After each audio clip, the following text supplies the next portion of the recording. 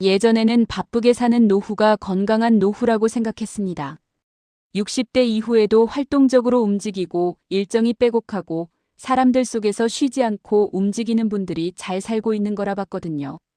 그런데 70대 가까워진 분들까지 직접 만나보니 그 생각이 완전히 바뀌었습니다. 차이는 바쁨의 양이 아니라 바쁨의 이유에 있었거든요. 이유 없이 바쁜 분들은 하나같이 비슷한 말을 하셨습니다. 몸은 움직이는데 마음은 공허하다고요. 해야 할 일은 많은데 하고 싶은 일은 없다고요. 어떤 분이 이런 말씀을 하신 적이 있어요. 바쁨은 삶을 증명하는 방법이 아니라 삶을 피하는 방법일 수 있습니다. 처음에는 그 말이 좀 강하다 싶었는데 오래 생각할수록 맞는 말이더군요. 바쁘게 움직이면 생각할 틈이 없어요. 내가 지금 행복한지, 내가 지금 잘 살고 있는지를 물을 시간이 없는 거죠. 어쩌면 그 질문이 두려워서 바쁘게 사는 분들도 계실 수 있습니다. 그게 처음엔 단순한 피로인 줄 알았는데 오래 지켜보다 보니 그게 아니었습니다. 바쁨 자체가 노후를 조용히 갉아먹고 있었던 겁니다.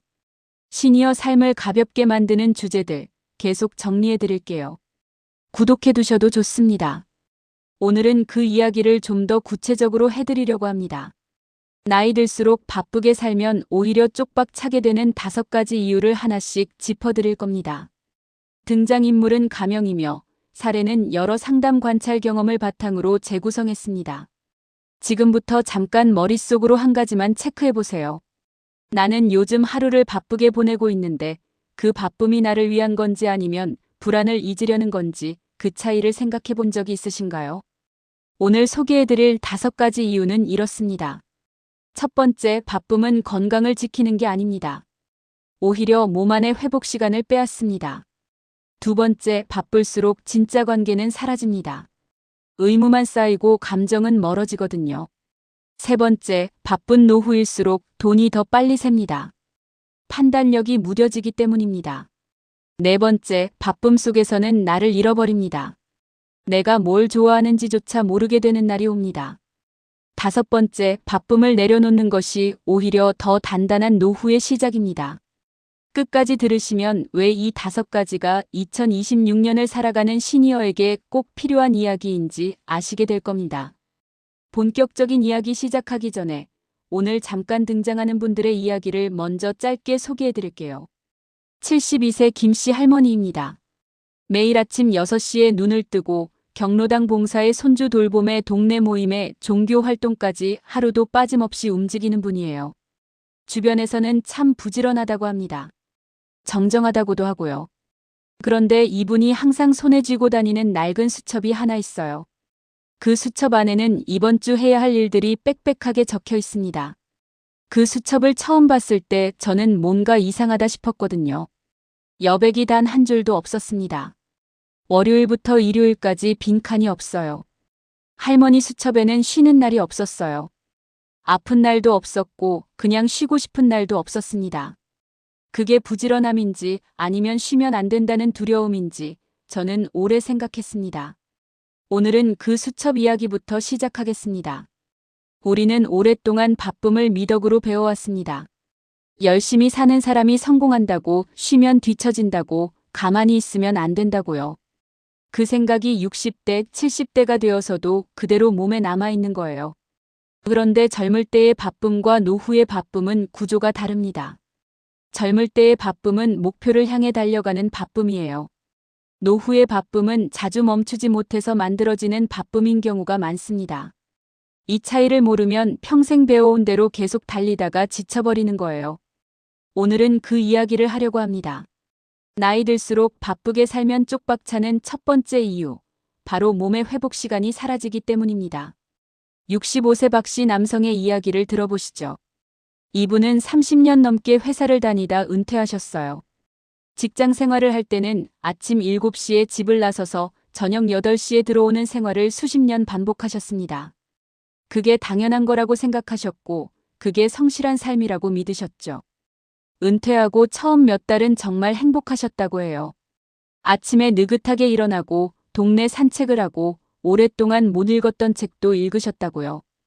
아내와 함께 오전에 시장도 다녀오고 오후에는 낮잠도 잤습니다. 그때가 인생에서 가장 편안한 시간이었다고 하셨어요. 그런데 석 달쯤 지나면서 불안해지기 시작하셨대요.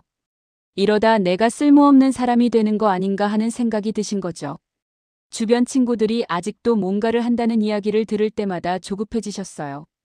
나는 뭘 하고 있나 하는 생각이 자꾸 드셨다고요. 사실 이 감정은 많은 분들이 공통적으로 겪는 감정이에요. 일을 하면서 만들어진 정체성이 사라지는 느낌, 그게 불안으로 이어지거든요. 그래서 박 씨는 어떻게 하셨느냐? 동네 어르신 모임 총무를 맡으셨어요.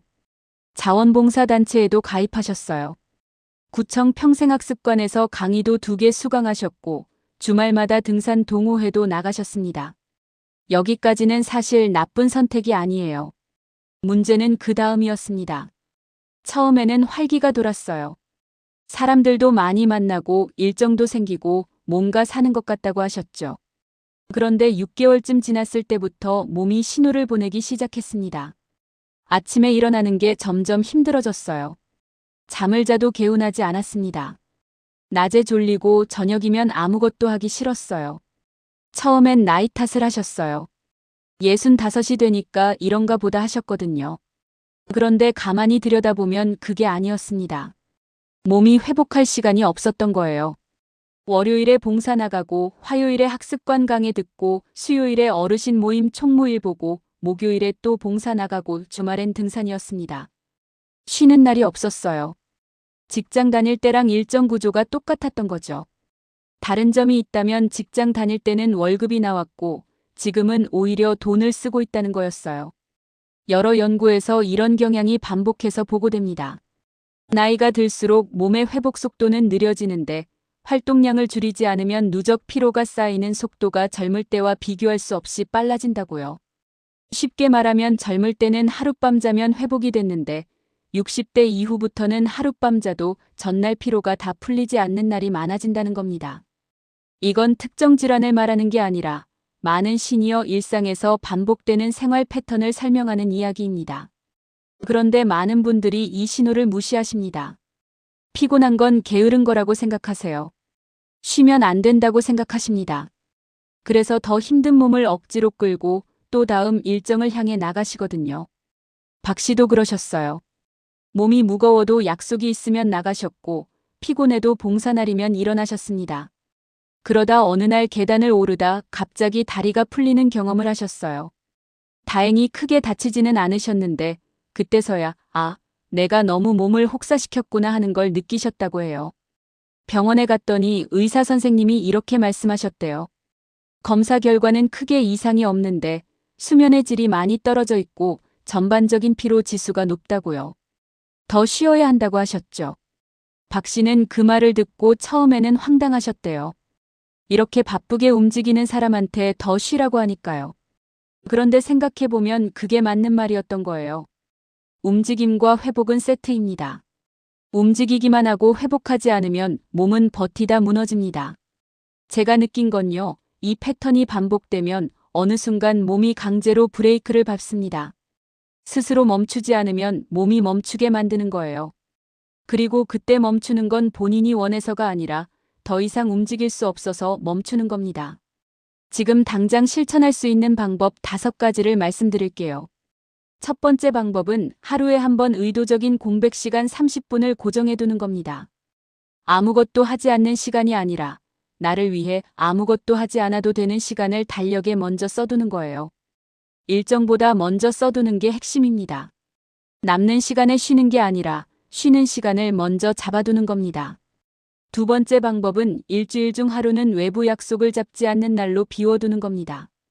이게 처음엔 불편하게 느껴지더라도 몸은 그 하루를 통해 회복합니다. 아무것도 하지 않아도 됩니다. 그냥 집에서 편안하게 있어도 됩니다. 그 자체가 회복이에요. 세 번째 방법은 잠자리에 들기 1시간 전부터 스마트폰을 내려놓는 겁니다. 뇌가 쉬어야 몸도 깊이 잡니다. 스마트폰에서 쏟아지는 정보들이 뇌를 계속 각성 상태로 유지시키거든요. 잠은 자도 뇌가 쉬지 못하는 거예요. 네 번째 방법은 오후 2시에서 4시 사이에 가벼운 낮잠을 20분 이내로 자는 겁니다. 이 짧은 휴식이 오후 피로를 절반으로 줄여줍니다. 길게 자면 오히려 밤잠을 방해하니까 꼭 20분 안으로 맞추세요. 알람을 맞춰두시면 됩니다. 5번째 방법은 한 달에 한 번 내 일정을 전부 꺼내놓고 이 활동이 나를 채우는가, 나를 비우는가를 나 자신에게 물어보는 겁니다.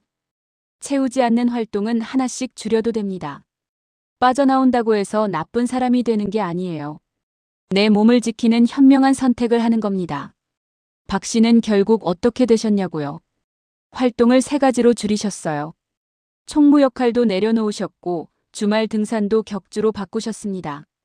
처음 한 달은 좀 허전하셨대요. 그런데 2달이 지나면서 아침에 일어나는 게 훨씬 가벼워지셨다고 해요. 잠도 깊어졌고 낮에 맑은 느낌이 생겼다고 하셨습니다. 박 씨가 나중에 하신 말씀이 기억에 남아요. 줄였더니 오히려 더 잘 움직일 수 있더라고요. 그 말이 참 정확한 표현이라고 생각합니다. 오늘 이야기는 병 이야기가 아니라 회복의 이야기였습니다. 정리하면 몸의 리듬이 바뀌면 삶의 질이 따라옵니다. 2번째 이유로 넘어가겠습니다. 바쁠수록 진짜 관계는 사라진다는 이야기입니다. 이번 인물은 68세 이씨 여성분입니다. 이분의 이야기는 실패에서 시작해 변화로 끝나는 이야기라 조금 더 천천히 들어보셨으면 해요. 이씨 어머니는 은퇴 후 사람 만나는 걸 오히려 더 늘리셨어요. 경로당 모임, 친목회, 종교단체, 이웃 어르신 돌봄 활동까지요. 주변에서는 사교적이라고 했습니다. 활발하다고 했어요. 그런데 어느 날 밤 이씨 어머니가 딸에게 전화를 해서 이런 말을 하셨대요. 나는 왜 이렇게 사람을 많이 만나는데 외로운 걸까? 딸은 그 말을 듣고 처음엔 이해가 안 됐다고 했어요. 매일 사람을 만나는데 어떻게 외로울 수 있냐고요. 그런데 이씨 어머니가 만나는 사람들과의 관계를 하나씩 들여다보니 답이 보였습니다. 그 관계들은 전부 역할로 연결된 관계였습니다. 내가 총무니까 나오는 관계. 내가 도와줘야 하니까 만나는 관계. 내가 빠지면 안 되니까 가는 모임. 거기에 순수하게 이씨 어머니를 좋아해서 그냥 사람 자체로 만나고 싶어서 오는 사람은 사실 많지 않았던 거예요. 생각해보면 이건 이씨 어머니만의 이야기가 아닙니다. 바쁘게 살다 보면 자연스럽게 역할 중심의 관계가 늘어나거든요. 모임에서 뭔가를 맡고 어딘가에서 책임을 지고 누군가를 돕는 역할을 하다 보면 관계가 넓어 보이지만 실제로는 얕아지는 거예요. 그 관계 안에서 나는 사람이 아니라 역할이 되어버리는 겁니다.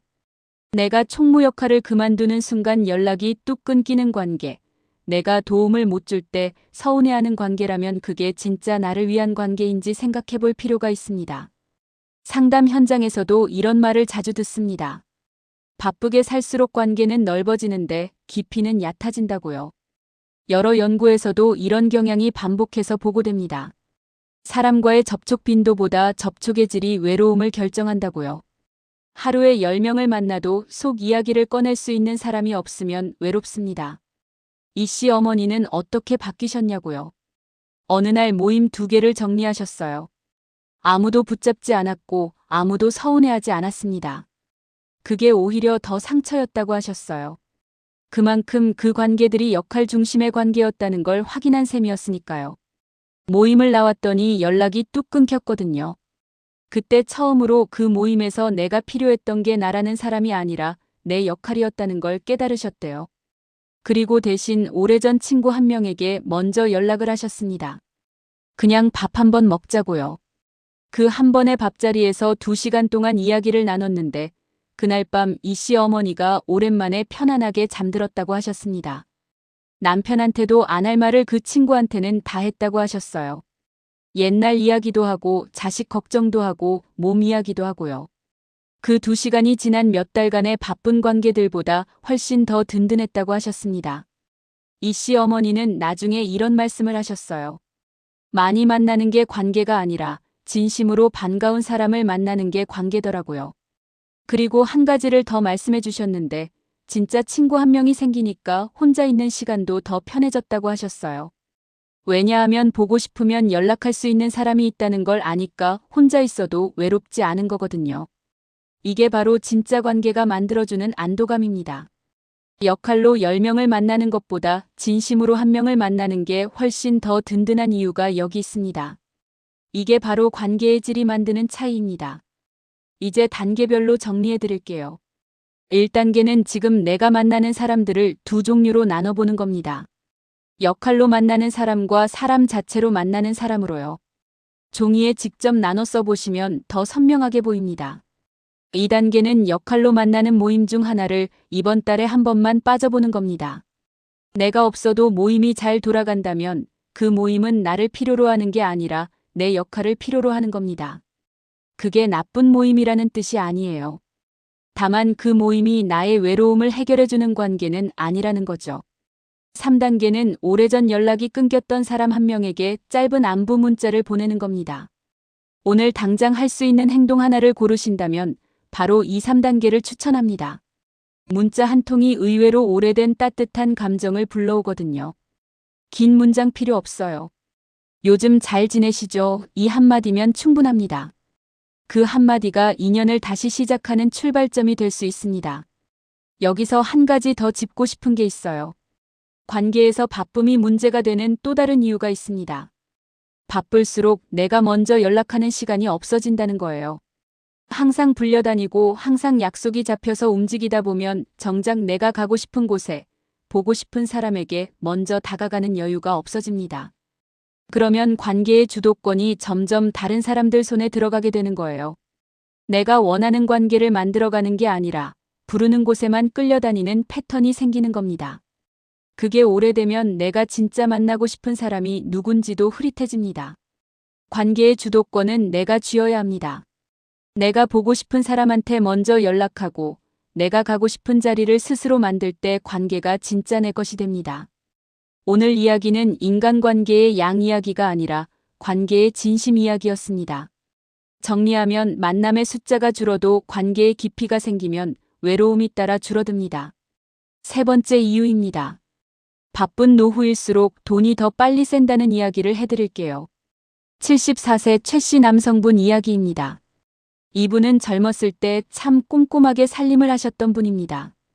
집에 들어오는 돈과 나가는 돈을 수십 년째 직접 기록하셨고 은퇴 전까지는 재정 계획도 탄탄하게 세워두셨어요.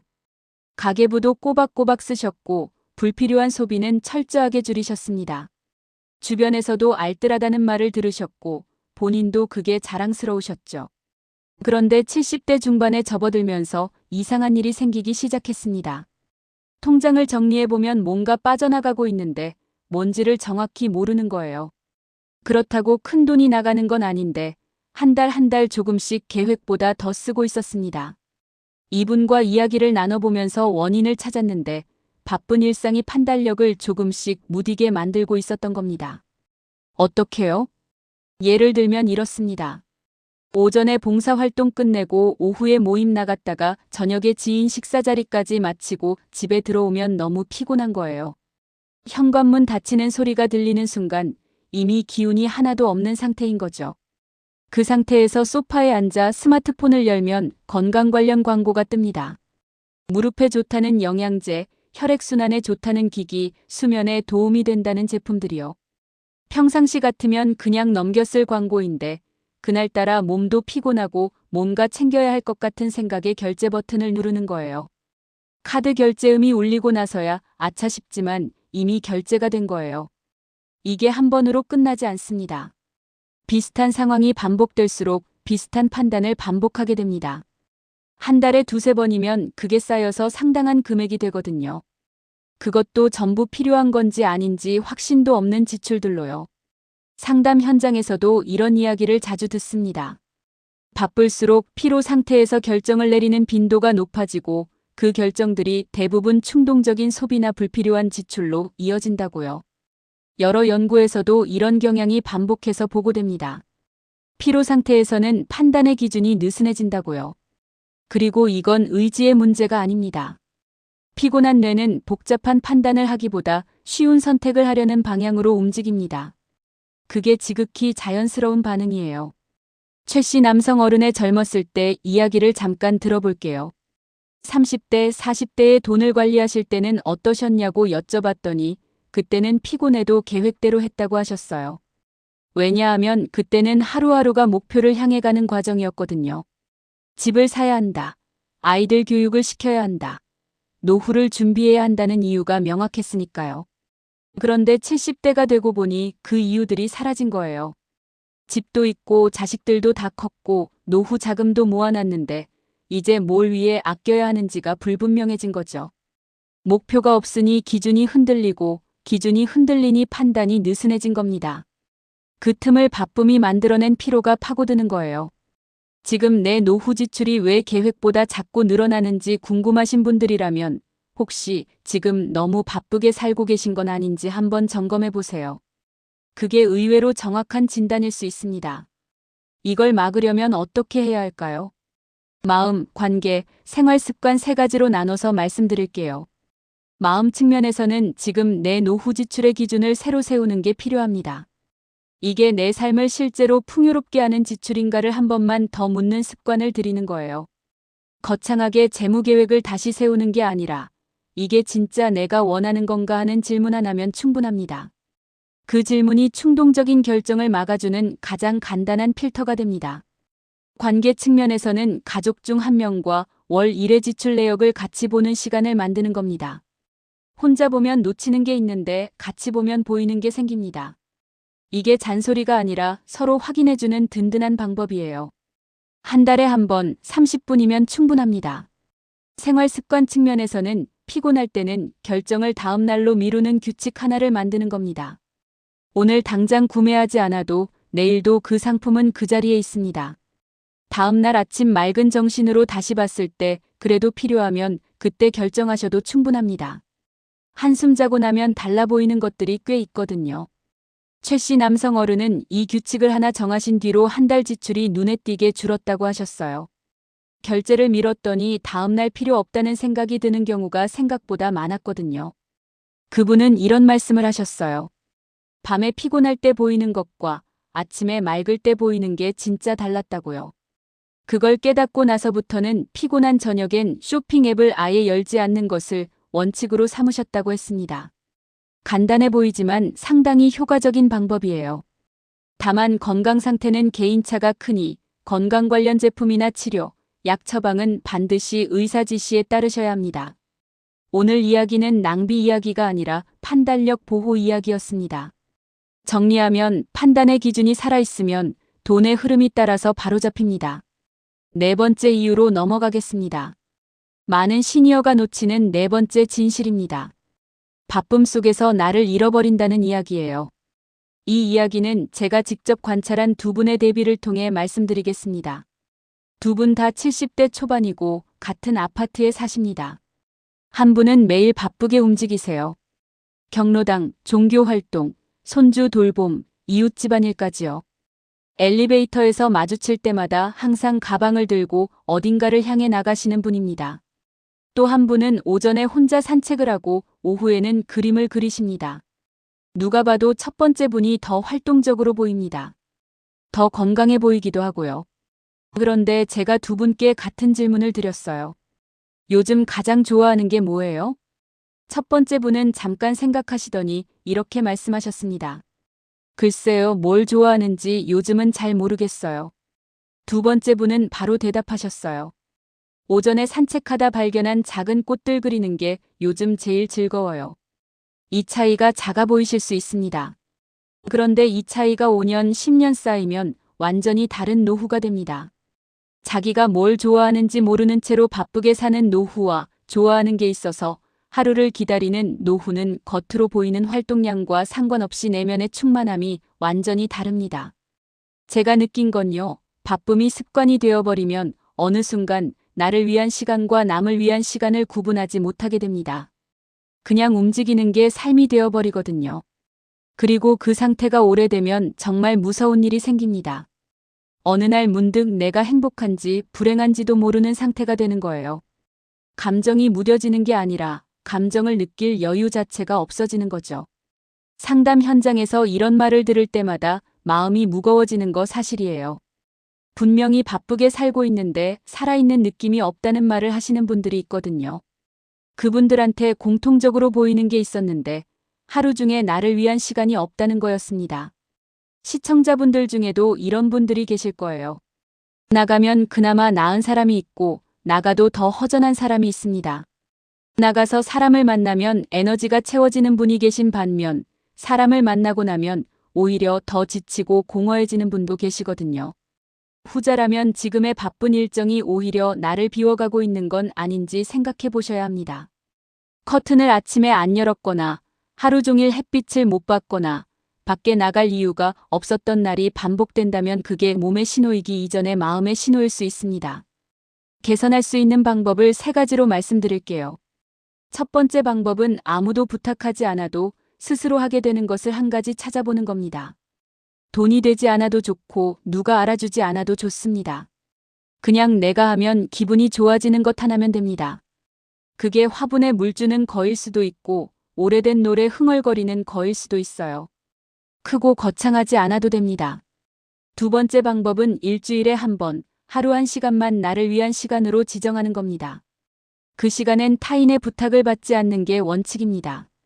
처음에는 주변에서 이기적이라고 할 수도 있어요. 그런데 자기 자신을 돌보는 건 이기적인 게 아니라 지속 가능한 삶의 조건입니다. 나를 채워야 남도 도울 수 있거든요. 세 번째 방법은 지금 내 일정 중에서 내가 원해서 하는 것과 해야 해서 하는 것을 종이에 나눠 써보는 겁니다.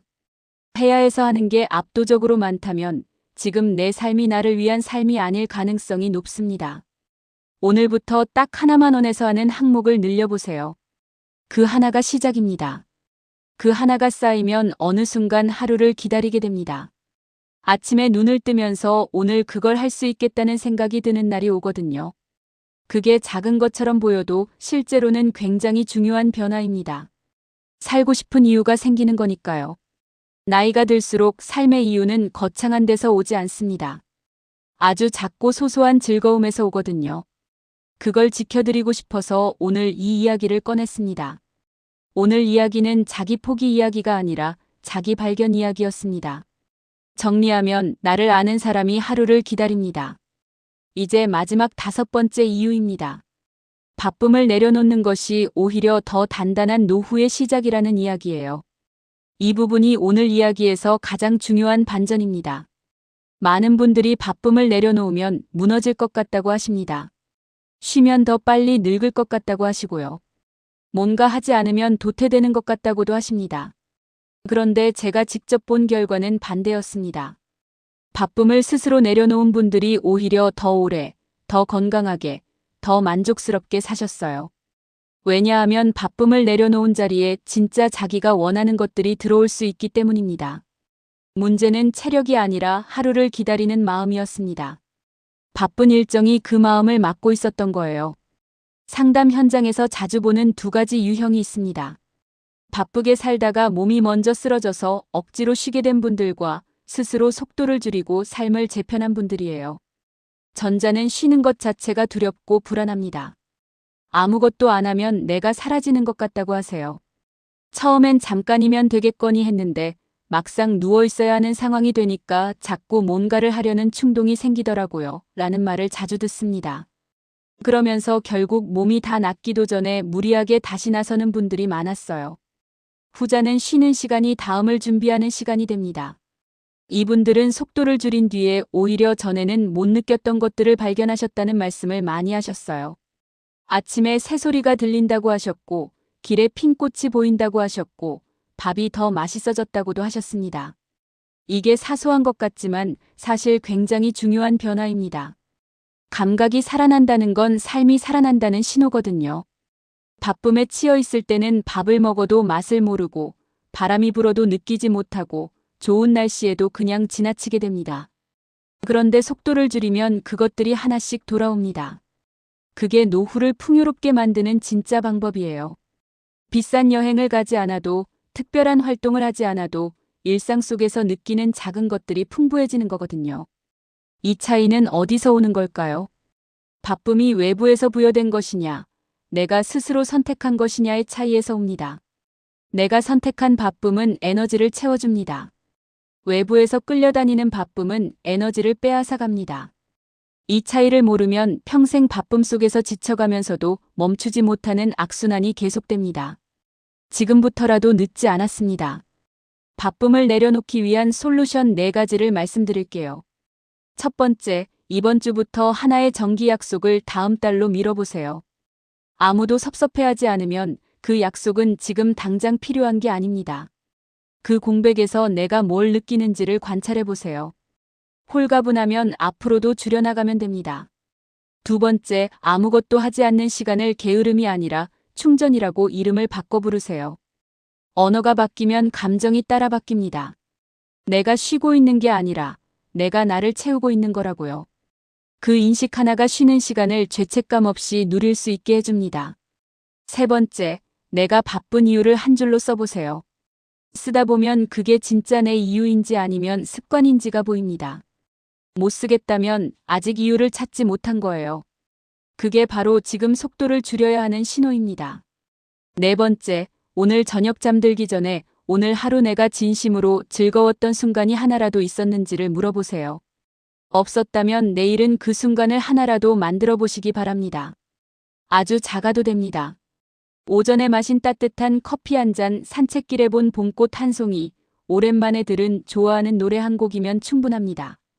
그 작은 순간들이 쌓여서 노후의 품격이 만들어지거든요. 오늘 하루 즐거웠던 순간을 찾지 못하셨다면 내일은 딱 하나만 의도적으로 만들어 보세요. 좋아하는 과일 하나를 천천히 먹는 것도 됩니다. 오래된 앨범을 꺼내 사진 한 장을 보는 것도 됩니다. 누군가에게 고마웠던 기억을 잠깐 떠올리는 것도요. 중요한 건 크기가 아니라 그 순간이 내가 선택한 순간이라는 겁니다. 외부에서 끌려온 게 아니라 내가 스스로 만든 순간이요. 그 차이가 하루를 다르게 만들고 그 하루들이 쌓여서 노후를 다르게 만듭니다.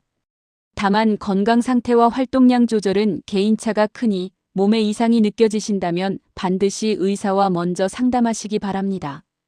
오늘 이야기는 멈춤 이야기가 아니라 선택 이야기였습니다. 정리하면 바쁨의 이유가 바뀌면 삶의 무게가 따라서 가벼워집니다. 이제 마무리를 하겠습니다. 오늘의 한 문장입니다. 바쁨은 불안을 감추는 방법이었고 여백은 나를 찾는 시간이었습니다. 오늘 5가지 이야기를 정리해 드릴게요. 첫 번째, 바쁜 노후는 몸의 회복 시간을 빼앗습니다. 회복이 없으면 건강도 없습니다. 움직인 만큼 쉬어야 몸이 오래 갑니다. 두 번째, 바쁠수록 관계는 넓어지지만 얕아집니다. 진짜 외로움은 만남의 수가 아니라 깊이에서 옵니다. 역할이 아니라 사람으로 만나는 관계를 지켜야 합니다. 세 번째, 피로한 상태에서의 판단은 지갑을 열게 만듭니다. 판단력을 지키는 것이 노후 재정을 지키는 일입니다. 지쳤을 때는 결정을 내일로 미루는 것이 가장 현명한 선택입니다. 네 번째, 바쁨 속에서는 내가 뭘 좋아하는지 잊어버립니다. 나를 아는 사람만이 하루를 기다릴 수 있습니다. 작은 것 하나라도 나를 위한 시간을 남겨두세요. 다섯 번째, 바쁨을 내려놓는 것은 포기가 아닙니다. 더 단단한 노후의 시작입니다. 내가 선택한 삶의 속도가 가장 아름다운 노후를 만듭니다. 이제 3가지 질문을 드리겠습니다. 이 질문들은 정답이 없습니다. 그냥 오늘 밤 잠들기 전에 혼자 조용히 생각해 보시면 됩니다. 나는 지금 어디에 서 있는가? 지금 내 하루의 바쁨은 나를 위한 것인가? 아니면 불안을 잊기 위한 것인가? 나는 무엇을 지키고 싶은가? 건강인지 관계인지 아니면 나 자신인지 생각해 보세요. 그 답이 무엇이든 그것을 지키는 방향으로 살아가는 게 품격 있는 노후입니다. 내가 오늘부터 시작할 수 있는 행동은 무엇인가? 아주 작아도 됩니다. 오늘 저녁 수첩을 꺼내 내일 하루 일정을 딱 1가지만 비워두는 것부터 시작해 보세요. 비어있는 그 한 칸이 처음에는 불편하게 느껴질 수 있어요. 그런데 그 비어있는 칸이 사실은 내가 나를 위해 남겨둔 공간입니다. 그 공간에 무엇을 채울지는 온전히 나의 몫이거든요. 아무것도 채우지 않아도 됩니다.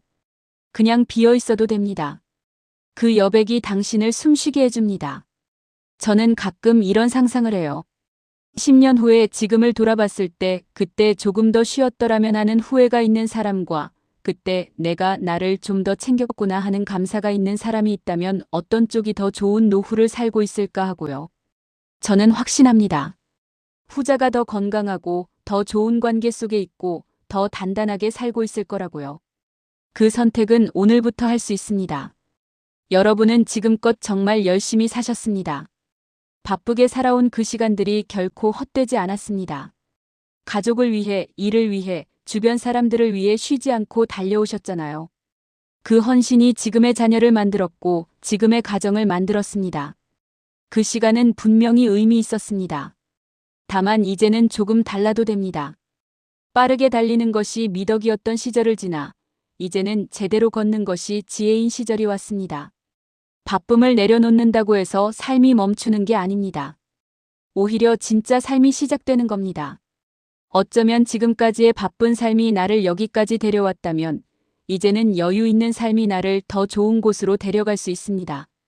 그걸 믿어보시길 권합니다. 바쁨을 내려놓는 건 두려운 일이에요. 저도 알아요.